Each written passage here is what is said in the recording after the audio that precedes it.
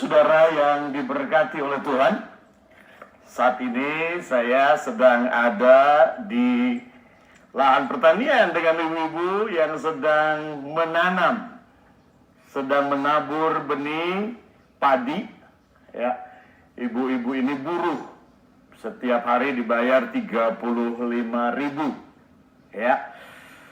Nah, pesan hari ini buat saudara jemaat Tuhan, saya ingin berbicara tentang respon kita di masa krisis, di masa-masa yang sulit, bagaimana krisis ini mengubah kehidupan kita. Nah, saya ingin ambil dari satu perikop dalam firman Tuhan, dari kitab Kejadian pasalnya yang ke-26. Dalam Kejadian pasal yang ke-26, dikatakan demikian, ayatnya yang ke-1, saya akan mulai bacakan di sana, dikatakan, maka timbullah kelaparan di negeri itu. Ini bukan kelaparan yang pertama yang telah terjadi dalam zaman Abraham. Yang telah terjadi dalam zaman Abraham. Sebab itu Ishak pergi ke Gerar kepada Abimelek, raja Filistin. Lalu Tuhan menampakkan diri kepadanya serta berfirman, janganlah pergi ke Mesir. Diamlah di negeri yang akan kukatakan kepadamu. Tinggallah di negeri ini sebagai orang asing, maka aku akan menyertai engkau dan memberkati engkau. Sebab kepadamulah dan keturunanmu akan kuberikan seluruh negeri ini. Dan aku akan menepati sumpah yang telah kuikrarkan kepada Abraham ayahmu. Aku akan membuat banyak keturunanmu seperti bintang di langit. Aku akan memberikan keturunanmu seluruh negeri ini. Dan oleh keturunanmu semua bangsa di bumi akan mendapat berkat. Karena Abraham telah mendengarkan firmanku dan memelihara kewajibannya kepadaku, yaitu segala perintah, ketetapan, dan hukumku. Jadi tinggallah Ishak di Gerar. Langsung pada ayatnya yang ke-12. Dikatakan demikian, maka menaburlah Ishak di tanah itu. Ishak menabur di tanah itu, dan dalam tahun itu juga ia mendapat hasil 100 kali lipat, sebab ia diberkati Tuhan. Dan orang itu, yaitu Ishak, menjadi kaya, bahkan kian lama kian kaya, sehingga ia menjadi sangat kaya. Ia mempunyai kumpulan kambing domba dan lembu sapi, serta banyak anak buah, sehingga orang Filistin itu cemburu kepadanya. Segala sumur yang digali dalam zaman Abraham ayahnya oleh hamba-hamba ayahnya itu telah ditutup oleh orang Filistin dan ditimbun dengan tanah. Lalu kata Abimelek kepada Ishak, pergilah dari tengah-tengah kami, sebab engkau telah menjadi jauh lebih berkuasa daripada kami. Jadi pergilah Ishak dari situ, dan berkemahlah ia di lembah Gerar, dan ia menetap di situ. Kemudian Ishak menggali kembali sumur-sumur yang digali dalam zaman Abraham ayahnya, dan yang telah ditutup oleh orang Filistin. Sesudah Abraham mati, disebutnyalah nama sumur-sumur itu menurut nama-nama yang telah diberikan oleh ayahnya. Nah, saudara bisa membaca seluruh pasal 26 dari kitab Kejadian ini. Ya. Sudah bisa ambil ayat-ayat ini, dan kita akan belajar bersama-sama beberapa prinsip-prinsip kebenaran. Reaksi saudara dan saya pada masa-masa kesulitan itu menunjukkan tentang, pertama adalah hati saudara. Reaksi hatimu ketika krisis, persoalan, problem dalam kehidupan ini datang, itu akan memunculkan hati saudara yang sebenarnya. Yang kedua, reaksi saudara, respon saudara ketika masa sulit dan ada persoalan dalam hidup ini, itu juga akan menunjukkan saudara punya karakter yang sebenarnya dari hidup saudara. Reaksi hati saudara itu juga akan menunjukkan seberapa dalam dan seberapa dewasanya iman saudara kepada Tuhan. Nah, kita akan lihat bersama-sama dan belajar beberapa reaksinya Ishak di sini. ketika dikatakan terjadi kelaparan di negeri itu. Nah, kita akan belajar apa reaksinya Ishak yang pertama dia lakukan. Ya, dikatakan dalam Kejadian 26 di sini dikatakan bahwa terjadi kelaparan di negeri itu, dan ini bukan pertama kali. Kelaparan ini bukan pertama kali. Artinya, saudara, bahwa persoalan dalam kehidupan ini bukanlah sesuatu yang aneh, sesuatu yang mengejutkan. Karena sebenarnya selama kita hidup, kita akan terus diperhadapkan dengan tantangan, dengan persoalan dalam hidup ini yang selama kita hidup dalam tubuh daging ini. Selama kita masih bernapas, kita akan selalu bertemu dengan apa yang bernama persoalan. Kita akan bertemu dengan apa yang bernama ujian. Kita akan bertemu dengan apa yang namanya cobaan atau krisis. Nah, dalam konteks di sini dikatakan terjadi krisis ekonomi, bahkan sampai terjadi kelaparan di negeri pada waktu itu. Nah, reaksi kita biasanya, ini yang umum sekali, ketika kita sedang menghadapi persoalan, khususnya masalah ekonomi hari-hari ini, seperti yang terjadi di bangsa kita, bahkan seluruh dunia saat ini, itu adalah kita mulai merasa reaksinya begini, mengasihani diri sendiri. Mengasihani diri sendiri dan berkata, wah, cuman aku di dunia ini sendirian. Semua yang lain enak, semua yang lain diberkati oleh Tuhan. Cuma aku sendiri yang menderita, aku sendiri yang mengalami krisis, aku sendiri, dan tidak ada orang yang memperhatikan aku. Itu sebabnya dikatakan di sini, ketika terjadi kelaparan ditegaskan bahwa ini bukan kelaparan yang pertama. Artinya, saudara, bahwa sebelum ini, sebelum hari ini, sebelum krisis hari ini terjadi dalam hidup saudara, pernah terjadi krisis-krisis sebelumnya. Pernah ada persoalan-persoalan sebelumnya. Bahkan dalam zamannya Abraham, pernah juga terjadi kelaparan pada zaman Abraham. Tetapi Tuhan mencukupi kebutuhan Abraham. Tuhan menjadi Jehovah Jireh bagi Abraham. Nah, saya ingin beritahu buat saudara seperti ini. Respon yang paling umum yang kita rasakan adalah ketika ada masalah, ada krisis, kita merasa sendirian, kita merasa ditinggalkan, kita merasa bahwa kita satu-satunya orang yang paling malang, paling menderita di dunia ini. Dan kita lupa bahwa krisis ini bukan cuma terjadi bagi kita sendiri, tapi terjadi juga bagi banyak orang. Kesulitan, cobaan, dan tantangan bukan cuma saudara yang mengalami, bahkan hari ini seluruh dunia. Coba lihat, wabah corona ini bukan cuma menimpa Indonesia, tetapi menimpa hampir 200 lebih negara di dunia ini. Mereka kena oleh pandemi COVID-19 ini. Karena itu penting sekali saudara ingat, ketika ada dalam persoalan, jangan pernah lupa ini, bahwa saudara tidak sendirian. Saudara tidak sendirian.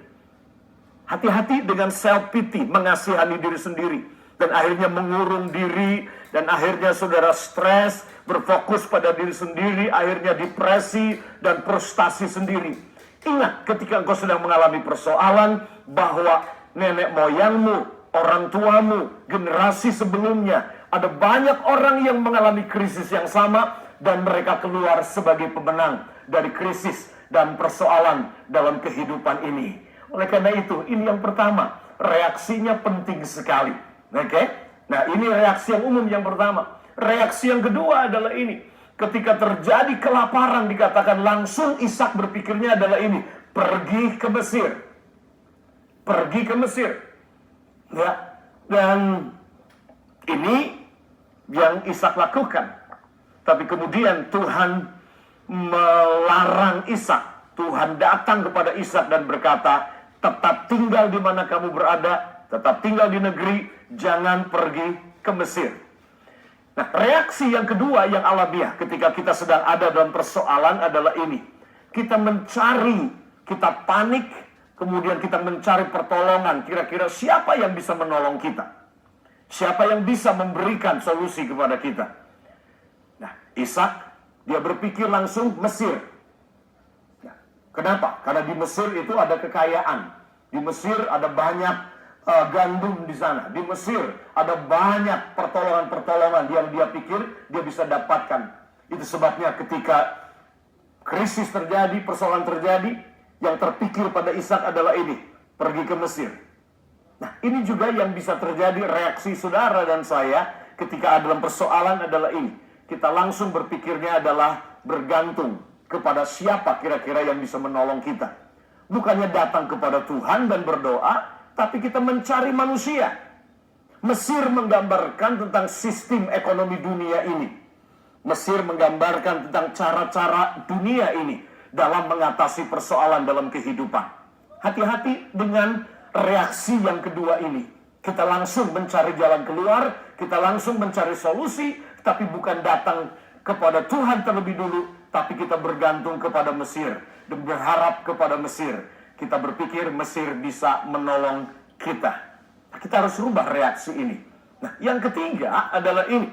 Kita punya kecenderungan kemudian memakai cara-cara yang lalu, ya, cara-cara pada masa yang lalu. Nah, ketika Abraham mengalami kelaparan, mengalami krisis waktu itu, ya, Abraham dia pergi ke Mesir. Dan ketika dia di Mesir, dia bawa istrinya. Dan ketika ditanya, siapa ini? Dan Abraham dia berbohong waktu itu dan berkata, oh ini adalah adikku. Dan kemudian tentunya Tuhan sangat berkemurahan kepada Abraham. Walaupun Abraham berbohong, tetapi karena Abraham adalah umat perjanjiannya Tuhan, Tuhan tetap sertai pada waktu itu. Ya, raja pada waktu itu, di Abimelek, dia menegur Abraham. Karena kalau adiknya itu berarti, ya, dia boleh mengambil adiknya Abraham menjadi istrinya. Tetapi kemudian ketika raja ini mau mengambil Sarah menjadi istrinya, Tuhan menegur raja ini dan berkata, dia bukan adiknya Abraham, tapi istrinya, jangan sentuh dia. Tuhan berkemurahan kepada Abraham, anugerah Tuhan, walaupun Abraham dia berbohong untuk tujuan melindungi, karena dia berpikir kalau aku berkata ini istriku, maka raja di situ bisa membunuh aku dan kemudian merebut istriku ini dari aku. Abraham memakai cara-cara manusia, berbohong, menghalalkan semua cara supaya dia bisa tetap hidup dan mendapatkan pertolongan pada masa kesulitan. Reaksi yang ketiga adalah ini. Kita cenderung mengambil jalan pintas ketika sedang ada dalam persoalan.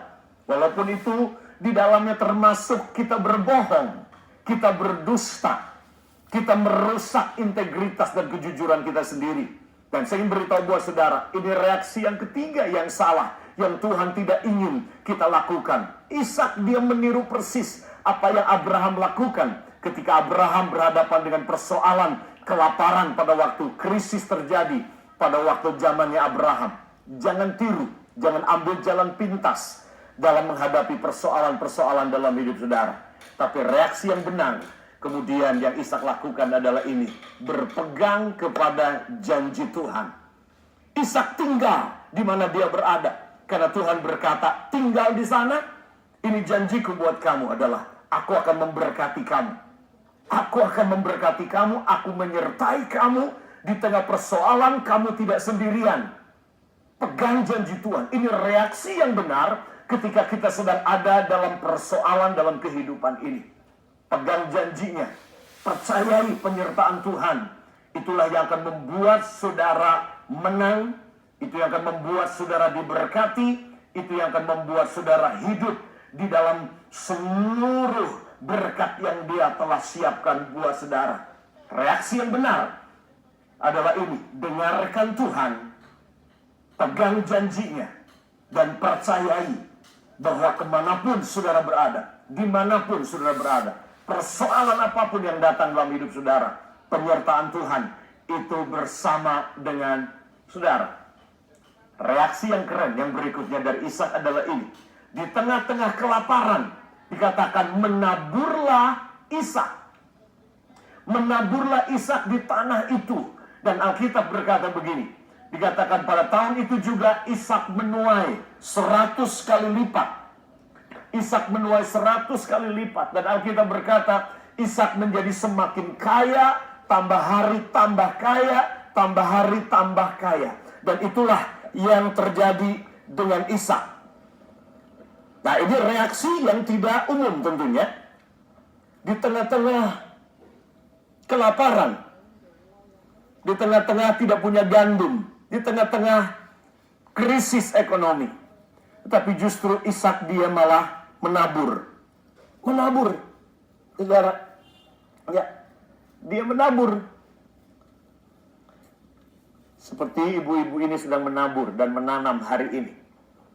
Nah, saudara, inilah yang perlu kita lakukan. Tanah ini sudah lewat proses dibajak.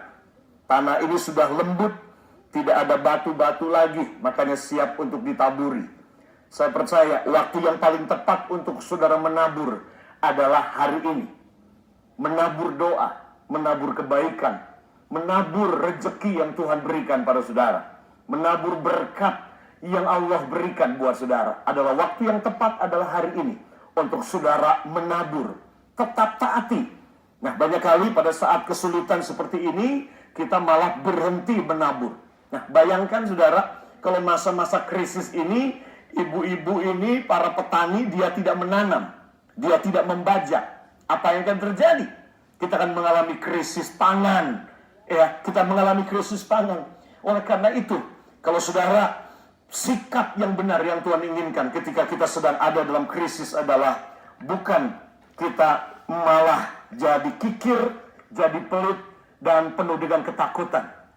Dalam Amsal dikatakan ada orang yang berhemat luar biasa, tetapi dia kekurangan. Tetapi ada orang yang menyebar harta, tapi justru diberikan kelimpahan. Pada masa-masa seperti ini selalu ingat, Tuhan memberikan dua hal kepada kita. Dia memberikan roti untuk kita makan, tapi dia juga memberikan benih untuk kita tabur.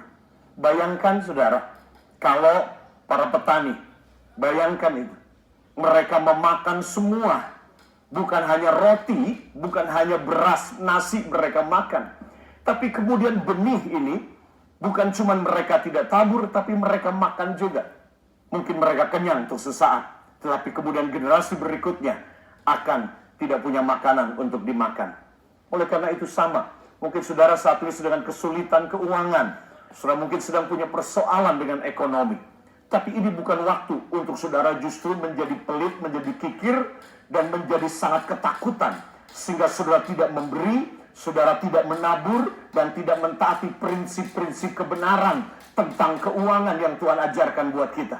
Tapi ini merupakan waktu di mana kita sungguh-sungguh untuk menabur. Karena kita berkata, siapa yang menabur banyak, dia akan menuai banyak.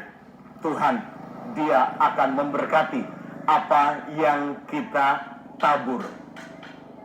Waktu menabur yang paling baik adalah ini. Yang paling subur adalah hari ini. Karena saya percaya bahwa hati-hati kita telah dibersihkan Tuhan dari keserakahan. Hati kita telah dilembutkan dari kekerasan, dari kerikil-kerikil. Sebagaimana tanah ini siap ditaburi. Karena sudah lewat sebuah proses dicangkul, proses dibajak tanah ini. Sehingga tanah ini menjadi tanah yang subur, siap untuk ditanami.